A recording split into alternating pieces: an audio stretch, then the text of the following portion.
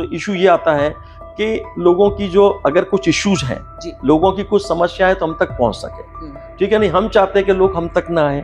अपना जो ऑलरेडी आज आईटी का जमाना, आईटी के माध्यम से चाहे एसएमएस हो, चाहे व्हाट्सएप हो, चाहे ऑनलाइन हो, तो ऑनलाइन बहुत सारी सर्विसेज हम लोगों ने यहाँ पे शुरू की है, तो उसका फायदा लोग ले रहे हैं। हमने जैसे सॉलिड वेस्ट डिस्पोजल के लिए हम वेस्ट टू एनर्जी का प्लांट ले रहे हैं। मतलब ये दो नेचुरल कैलेमिटी से मैं जूझ रहा था। So then I thought rather than is a calamity or the problem, I took this as an opportunity to divert the flowing water into the necessity area. अगर वो पानी को हम यूज नहीं करते, वो 10 टीएमसी पानी नदी में बह गया होता, तो ये कभी कभी जो इनोवेटिव आइडियाज हैं, आउट ऑफ बॉक्स थिंकिंग है, वो हमको करनी पड़ती है।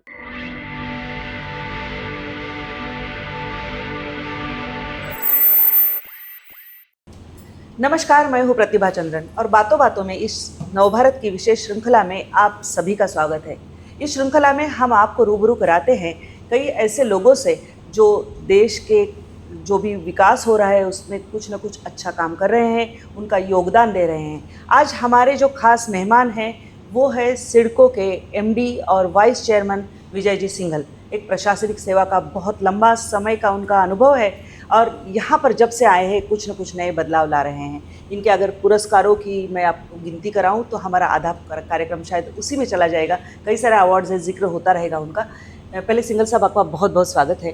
धन्यवाद, नमस्कार। और किसी भी राज्य का या देश का भी अगर प्रगति होना है तो इसमें एयरवेज, एयरपोर्ट ये बहुत अहम है जी। और नवी मुंबई का जो अंतर्राष्ट्रीय हवाई अड्डा आ रहा है यहाँ पर, उसकी चर्चा है, उस पर नजरें टिकी हुई है। क्या स्तर पर आज ये काम है और कब यहाँ से उड़ानें भरना शुरू हो जाएगी? नई मुंबई जो इंटरनेशनल एयरपोर्ट है उसका काम शुरू हुए करीब 2.5-3 साल हुए हैं। जब मैं यहाँ पे कुछ महीने पहले ज्वाइन किया, यहाँ पे काफ़ी समस्याएं थी, उनके कोऑर्डिनेशंस के बहुत इश्यूज थे, काम करने में बहुत तकलीफ भी हो रही थी। लेकिन आज मैं ये कह सकता हूँ कि जितने भी इश्यूज थे वो अभी पूरी की पूरी समस्याएँ जो सॉल्व हो चुकी हैं और एक अच्छी स्पीड से यहाँ पर काम चल रहा है। आपको मालूम है कि अपना जो प्रेजेंट एयरपोर्ट जो छत्रपति शिवाजी इंटरनेशनल एयरपोर्ट है, पूरी तरह ऑलरेडी कंजेशन है। इसको डीकंजेस्ट होने के लिए मुंबई को एक दूसरे एयरपोर्ट की जो आवश्यकता थी वो हम इसको बना रहे हैं। आज ये मुझे कहते हुए गर्व है कि हमारी जो फर्स्ट एंड सेकंड फेज़ का, जिसमें कि 20 मिलियन पैसेंजर पर एनम इतनी कैपेसिटी का जो उसके हिसाब से जो एक एयर स्ट्रिप का जो काम कर रहे हैं, एक एयर स्ट्रिप 3700 मीटर की पूरी तरह कंप्लीट हो चुकी है और उस पर विमान उतारने की हमारी इतनी अभी तैयारी है कि यहाँ पे हम सुखोई 130 मिलिट्री का और C-1 सुखोई और C-130 प्लेन लैंड करा सकते हैं। आज भी इतनी हमारी तैयार है। बाकी कुछ परमिशंस हम लोगों की अभी आना बाकी है। टर्मिनल बिल्डिंग का काम जो है वो करीब 70% पूरा हो चुका है। कुछ परमिशन और टर्मिनल बिल्डिंग के काम में थोड़ा वक्त लगेगा, लेकिन मार्च 25 तक इस टर्मिनल बिल्डिंग का फेज़ 1 और 2 का इनॉग्रेशन होगा और तब से हम कमर्शियल फ्लाइट शुरू कर सकेंगे। और सबसे महत्वपूर्ण बात यह है कि हमारे यहाँ अटल सेतु बनने के बाद ये नवी मुंबई और मुंबई को कनेक्ट करने की वजह से हमारा डायरेक्ट कनेक्टिविटी पूरी मुंबई से मिलेगी, जबकि साउथ मुंबई से हम इस एयरपोर्ट तक पहुंचने में केवल 35 मिनट लगेंगे, जबकि प्रेजेंट एयरपोर्ट को पहुंचने में उल्टा ज़्यादा समय लग सकता है। इस तरह की हम यहाँ पर कनेक्टिविटी भी प्रोवाइड कर रहे हैं। जो कभी भी एयरपोर्ट जब भी आता है तो उसको एक है कि पैसेंजर की ये, और उसके अलावा जो कमर्शियल एक्टिविटीज़ होती है या फ्रेट हो या जिसमें कई सारी चीज़ें भेजना हो, तो इसकी कनेक्टिविटी कैसी? और दूसरा कि जैसे 2 टायर सिटीज़ के साथ में इसकी कनेक्टिविटी हो, क्योंकि महाराष्ट्र भर से यहाँ पर कुछ काफ़ी सारे एक्टिविटीज़ हो सकते हैं। एक अच्छा क्वेश्चन आपने पूछा। यहाँ पर सबसे पहले जो 2 टायर सिटी से कनेक्टिविटी का आपने बात की है, सबसे पहले ये मैं कहूँगा कि ये जो लोकेशन है, जो लोकेशन जो चूज़ की है वो एक बहुत ही योग्य लोकेशन है। अगर हम इसको पुणे से देखें, पुणे से मुश्किल से आने में इसको हमको 1.5 घंटा लगेगा, ठीक है। दूसरा, इवन पूरे मुंबई को भी देखें, मुंबई वेस्टर्न सबर्ब हो चाहे ईस्टर्न सबर्ब हो चाहे साउथ हो, इनसे पूरी कनेक्टिविटी, क्योंकि हम इस समय जो छत्रपति शिवाजी इंटरनेशनल एयरपोर्ट और जो नया एयरपोर्ट बना रहे हैं उसके बीच में मेट्रो बनाने का काम भी हम लोग जल्दी शुरू करने वाले हैं।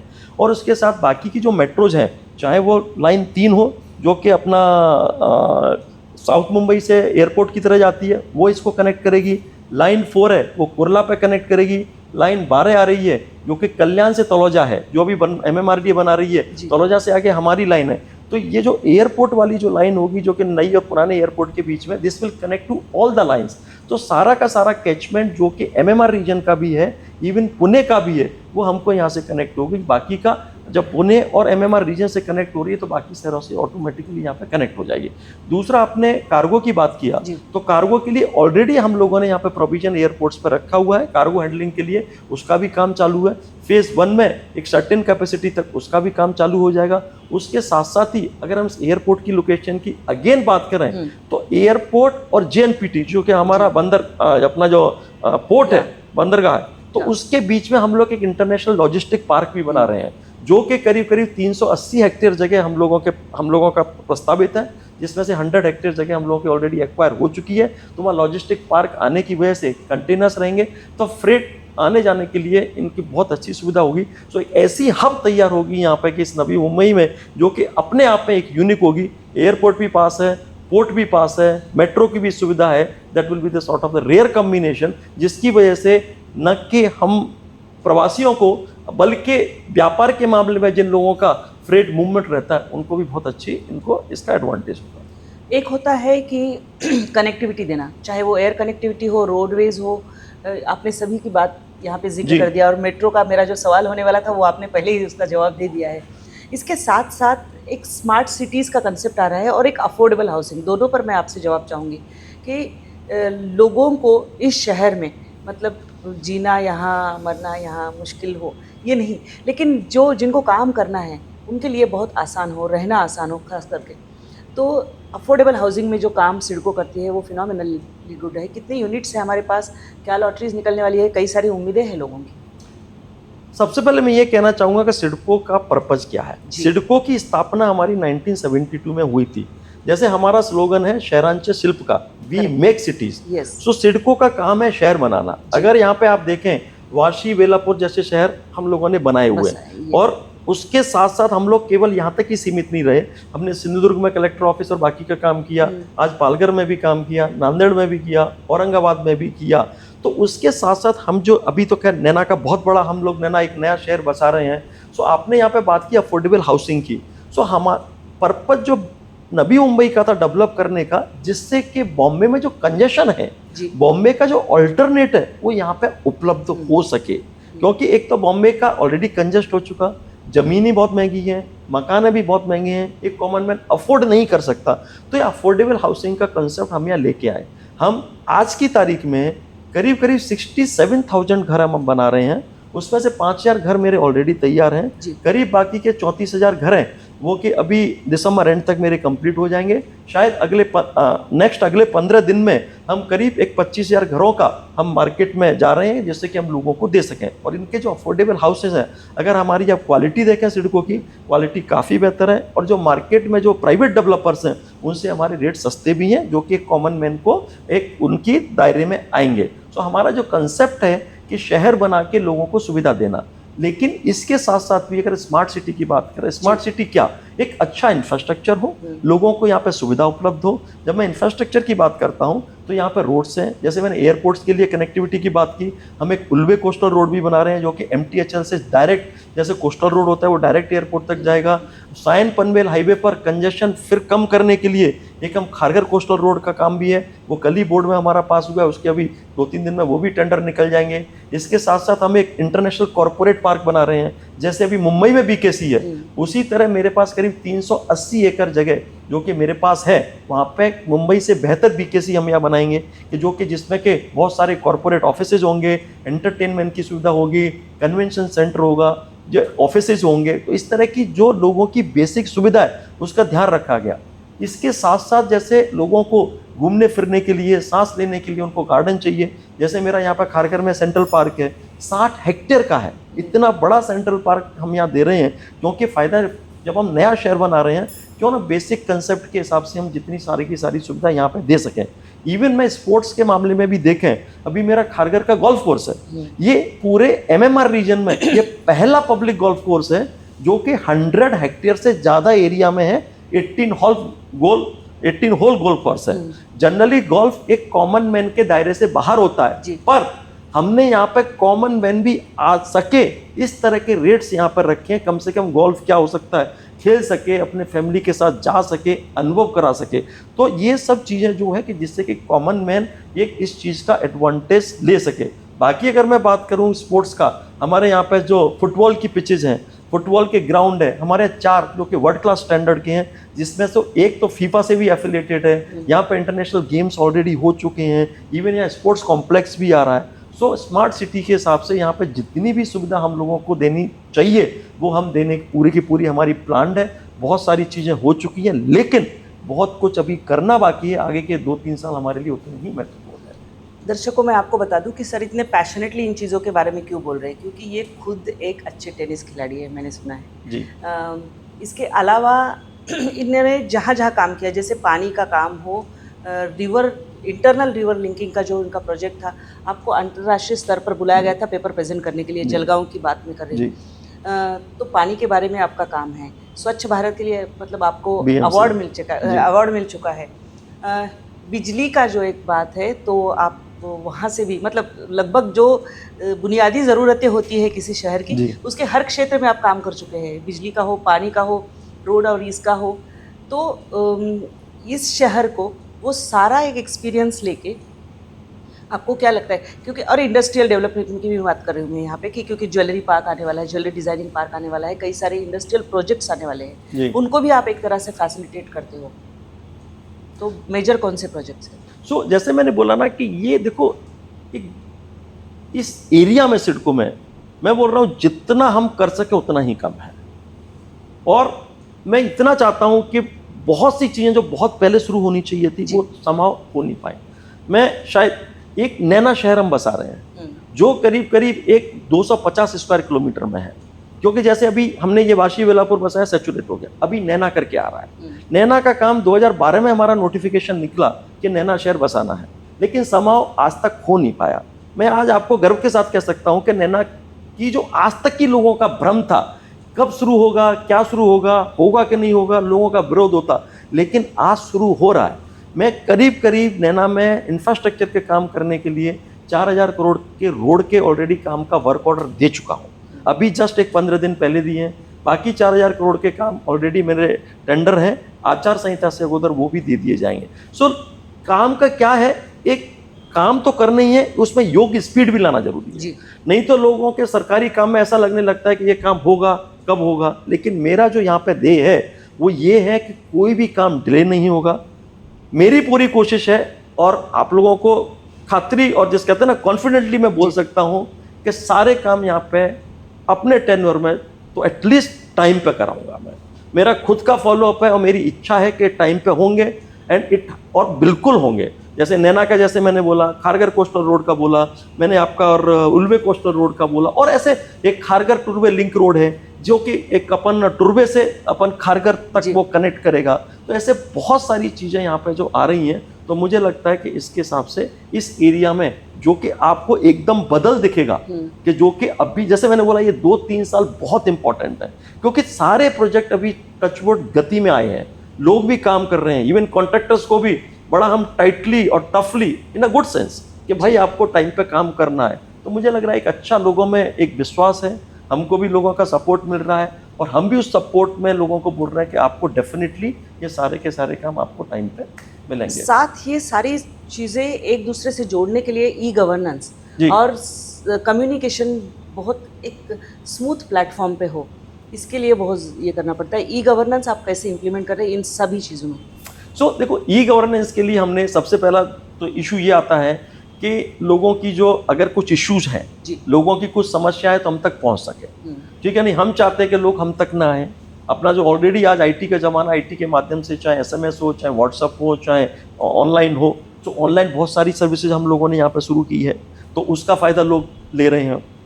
दूसरा, कोई भी स्कीम जनरली एक पब्लिश करने से पहले, जैसे हमने नैना का बोला, नैना की स्कीम पब्लिश करने के लिए हम अपना ऑब्जेक्शन एंड सजेशन इनवाइट करते हैं। वो लोगों ने ऑब्जेक्शन सजेशन किए, उसको हमने इनकॉर्पोरेट किया। उसके साथ साथ आईटी से रिलेटेड जो भी लोगों को और सुविधा चाहिए तो वो हम दे रहे हैं। बहुत सारे हमारे यहाँ पे सेंटर्स भी हैं, हर एक हमारे नोट्स में वो सेंटर भी उपलब्ध करते हैं। सो हमारा जो पर्पज़ है वो कि यहाँ के जो स्टेक होल्डर्स हैं, चाहे वो जनरल पब्लिक हों, चाहे कॉन्ट्रैक्टर्स हों, चाहे हमारे पॉलिटिकल बॉसेज हों या पॉलिटिकल रिप्रेजेंटेटिव हों, सबको हम पार्टिसिपेट करके लोग उनके माध्यम से जो भी समस्याओं का निराकरण है उसके लिए ऑफिस में उन लोगों को आने की ज़रूरत नहीं है। सो वो ऑनलाइन इस पद्धति से दे सकते हैं और हमारा पूरा प्रयास है कि उनकी समस्याओं का समाधान हो सके। और बाकी साथ में जो इंटरनल जो इश्यूज हैं एज रिगार्ड टू दैट, कैसे चीज़ों का मूवमेंट हो, फाइलें हो या उसको हो, वो ऑलरेडी हम लोग यहाँ पे काफ़ी कुछ इम्प्लीमेंट कर चुके हैं और इसके आगे जाके और भी हमको और लेवल बढ़ाने की पूरी हमारी कोशिश है। कोई भी शहर होता है तो उसकी एक और अहम ज़रूरत होती है सीवेज ट्रीटमेंट, वाटर सप्लाई। क्योंकि बड़े शहर, बड़ी बस्तियाँ तो बस्ती है, लेकिन उनके लिए ये जो बेसिक मूलभूत ज़रूरतें हैं उनका भी ध्यान रखना, एनवायरनमेंट का ध्यान रखना, ये एक बहुत बड़ा चैलेंज होता है। क्योंकि जो हमारे सस्टेनेबल डेवलपमेंट के जो गोल्स हैं सर, उसके सभी पर खरा उतरते हुए चलना एक टाइट रोप वॉकिंग भी होता है। सो आपने बिल्कुल सही बात कही कि जैसे हम जब शहर बसाते हैं तो हमारा सीवेज ट्रीटमेंट हो या सॉलिड वेस्ट डिस्पोजल है, ये सब करना ज़रूरी है। तो मैं आपको जैसे सबसे पहला तो काम जनरली हम लोग क्या करते हैं, जैसे शहर बसा लिया तो हम जनरली कॉरपोरेशन को हैंड ओवर कर देते हैं। जनरली जैसे जब शुरू में हमने वाशी बेलापुर बनाया तो उस समय कॉरपोरेशन नहीं थी, देन हमारे बाद जब ये बस गया तो हमने न्यू मुंबई म्यूनिसिपल कॉरपोरेशन भरी, वो एरिया उनको हैंड ओवर कर दिया। नाउ जब कॉरपोरेशन को हैंड ओवर कर दिया जाता है तो वो सारी रिस्पॉन्सिबिलिटी लोकल सेल्फ गवर्नमेंट के पास ही आती है। उसी तरह पनवेल का भी कुछ एरिया था, हमने उनसे पनवेल को हैंडल किया, लेकिन कुछ एरिया जैसे जहाँ बस्ती हैं वो अभी मेरे पास है, ठीक है क्या नहीं। तो उसमें हम लोग क्या कर रहे हैं, इवन कल ही बोर्ड में हमने जैसे सॉलिड वेस्ट डिस्पोजल के लिए हम वेस्ट टू एनर्जी का प्लांट ले रहे हैं। तो कल हमारे बोर्ड में आया था कुछ एक 1500 मैट्रिक टन से हम उनका वेस्ट टू एनर्जी बनाएंगे, तो बेसिकली जिससे कि जो सॉलिड वेस्ट है उसकी प्रोसेसिंग हम अच्छी तरह कर सकें। जैसे आपने सीवेज ट्रीटमेंट की बात कही है, कुछ सीवेज ट्रीटमेंट के प्लांट मेरे पास ऑलरेडी है, लेकिन उसको ऑगमेंट करने के लिए कुछ प्लांट्स जरूरी हैं, वो ऑलरेडी पाइपलाइन में है, उसका काम भी हम जल्दी से जल्दी करें।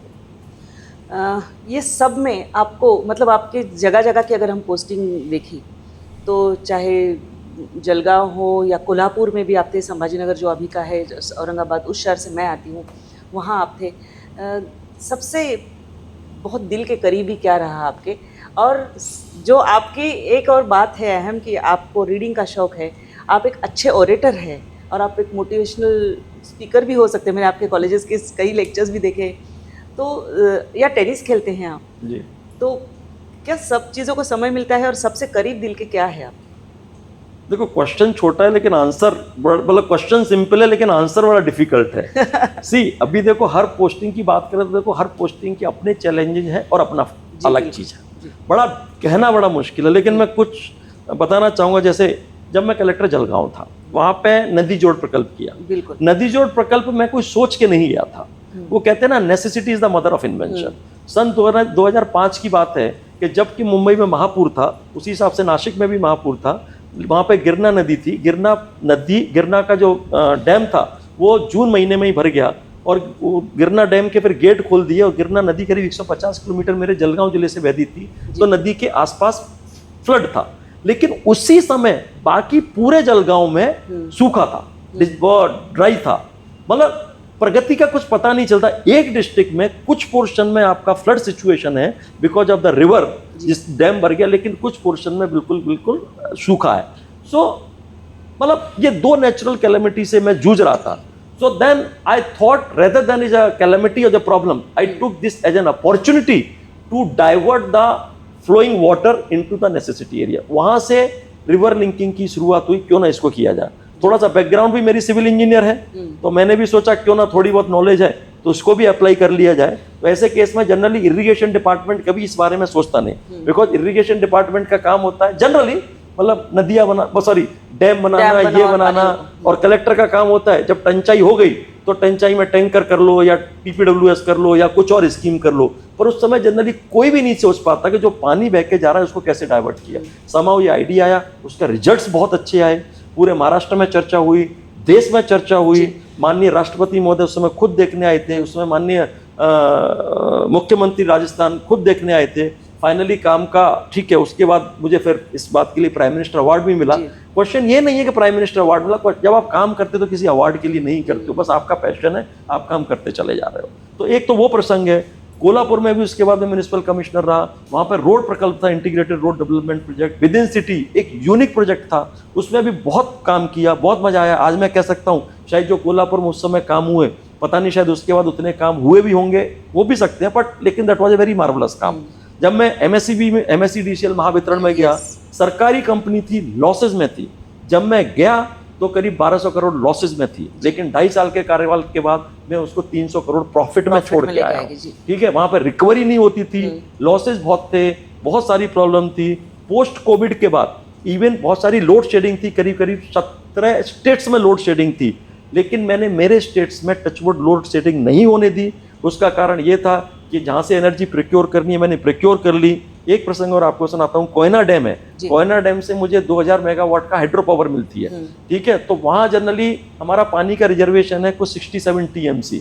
तो हमने वहाँ के इंजीनियर को बात किया कि कुछ 10 TMC पानी और मिल सकता है क्या। जनरली कभी इतिहास में इतना ज़्यादा पानी कभी मिला नहीं, लेकिन आज मैं कह सकता हूँ वहाँ अपने इंजीनियर को रिक्वेस्ट किया, उन्होंने बोला मिल जाएगा। एंड फाइनली शासन की परवानगी से हमको 10 TMC पानी और एक्स्ट्रा मिल गया। उसकी वजह से हमको 1000 मेगावाट 2 महीने के लिए कंटिन्यूस मिल गए। अगर वो पानी को हम यूज नहीं करते, वो 10 TMC पानी नदी में बह गया होता। तो ये कभी कभी जो इनोवेटिव आइडियाज़ हैं, आउट ऑफ बॉक्स थिंकिंग है, वो हमको करनी पड़ती है। मतलब इस चीज़ का फ़ायदा हो सका, उसकी वजह से हम महाराष्ट्र को लोड शेडिंग से बचा सके। इवन 17 स्टेट्स में देश में लोड शेडिंग होने के बावजूद भी महाराष्ट्र में न हुई। ये केंद्र के लिए बड़ा अच्छा ही पॉजिटिव चर्चे का विषय बना कि महाराष्ट्र ने कैसे मैनेज किया, और उसकी वजह से मैं सरकार के करीब करीब 900 करोड़ रुपए भी बचा चुका। उसके बाद फिर यहाँ है, यहाँ भी काम करने की आपको मालूम है कि एयरपोर्ट का है, नैना का है, और भी बहुत सारे हाउसिंग के इंफ्रास्ट्रक्चर के सारे काम चल रहे हैं। सो ये कहना बड़ा मुश्किल है कि कौन सा काम मतलब बहुत अच्छा है। मुझे लग रहा है कि दिल से अगर काम करो, अच्छे करो, तो मुझे लग रहा है सारे ही जहाँ गए वो एंजॉय किया। जो भी I try to do the best. और मुझे लगता है कि सबसे अच्छा ये होना चाहिए कि आपको सेटिस्फेक्शन होना चाहिए काम में। काम को काम की तरह नहीं, काम को आपका मन लग रहा है उस तरह अगर करोगे तो निश्चित ही आप अच्छा काम कर पाएंगे। वैसे दर्शकों के लिए मैं बता दूं कि रिवर लिंकिंग का प्रोजेक्ट भारत के पूरे देश के तौर पर बनाया जा रहा था, उसका प्लानिंग था वाजपेयी साहब के समय पे, और सुरेश प्रभु जी उनको एक उसकी पूरी जिम्मेदारी थी। उनका भी मैंने साक्षात्कार उनके साथ भी किया था इन डिटेल। तो ये एक बहुत सराहनीय प्रोजेक्ट था। सर ने जो जलगांव डिस्ट्रिक्ट में किया, वो शायद पूरे देश में होता तो हमारे यहाँ ना कहीं बाढ़ होती ना कहीं सूखा होता। मतलब ये कहना बहुत जरूरी तो होगा, जरूरी है, बिल्कुल है। और बिजली का 9-9 घंटे यहाँ पे लोड शेडिंग होती थी। सर मैंने कवर किए हुए स्टोरीज है, तो वहाँ से अभी शायद ही कभी जिक्र होगा कि कभी लोड शेडिंग है वगैरह वगैरह। सिर्फ एक आखिरी सवाल मैं आपसे लेना चाहूँगी, मुझे पता है समय की तंगी है आपके पास, बिल्कुल पूछिए। कि इन सारी चीज़ों में करते हुए आप अपने आप को रिलैक्स करने के लिए क्या करते हैं कि मुझे अब अनवाइंड होना है? देखो, अनवाइंड तो कई सारे तरीके हैं। जैसे देखो, सबसे पहले तो ठीक है, जितना टाइम मिलो फैमिली के साथ अपना स्पेंड करो। ठीक है, दूसरा ये है, चलो यू हैव योर ओन, घर पे जाके रिलैक्स करना। फिटनेस फ्रीक भी हो, मुझे पता है। हमें पता, मैं आ रहा हूँ उस चीज़ में। तो ठीक है, अपना म्यूजिक सुनना, ये करना। तीसरा जो सबसे ज़्यादा इम्पोर्टेंट है, खुद को फिट रखना जी। तो उसके लिए ये है, तो कभी अपन मतलब कभी जैसे टाइम मिल जाता है, कभी जिम चले गए या फिर योगा कर लिया, टेनिस भी खेल लेते हैं कभी कभी। ठीक है, वीक में जितना समय मिले, 7 दिन तो नहीं मिलते, मतलब अगर 3-4 दिन भी अगर निकाल लेते हैं तो मुझे लग रहा है ये सारी चीज़ें। और finally at the end of a day, work की वजह से थोड़ा उसको एक, जैसे मैंने बोला, काम की तरह न लेके, अगर at the end of a day अगर सोचे कि मैंने क्या किया, अगर कुछ अच्छा पॉजिटिव हो रहा है, वो भी अपने लिए एक सेटिस्फेक्शन का काम है। तो मुझे लग रहा है कि कई सारी चीज़ें हैं जहाँ अपन को इतना सारा वर्कलोड के बाद बैलेंसिंग कर सकते हैं। मुझे अब टाइम निकालना चाहें तो मुझे लग रहा है हर आदमी अपने लिए उतना वक्त तो कोशिश कर ही सकता है निकालने की। हर दिन नहीं निकलता, ये मुझे भी मालूम है, आई क्रेव फॉर इट कि मैंने कहा हर दिन निकल जाए, पर वीक में अगर 3-4 दिन भी अगर अपने लिए समय निकलता है तो मैं निकालने की कोशिश पूरी करूँगा। आपका बर्ड फ्लू का काम भी बहुत बेहतरीन रहा था। तो हम बात कर रहे थे सिंगल साहब से, कई सारे प्रोजेक्ट्स के बारे में बता रहे थे, विस्तार से बता रहे थे। मैं आपको बता दूं दर्शकों कि जो इस तरह पैशन से काम करने वाले लोग हैं, जो अपना काम जो है उसको एक नौकरी नहीं समझते हैं बल्कि उससे ज़्यादा मिशन समझकर काम करते हैं, उन्हीं को इसी तरह की सफलता मिलती है। ऐसे लोगों से हम आपको रूबरू कराते रहेंगे। आपकी क्या समस्या है, आपके क्या सवाल है, क्या कमेंट्स है, वो हमारे कमेंट बॉक्स में ज़रूर डालिएगा। चैनल को सब्सक्राइब करना ना भूलें और इसी तरह के लोगों से हम आपको मिलाते रहेंगे। फिलहाल बहुत बहुत शुक्रिया। थैंक यू, नमस्कार, थैंक यू।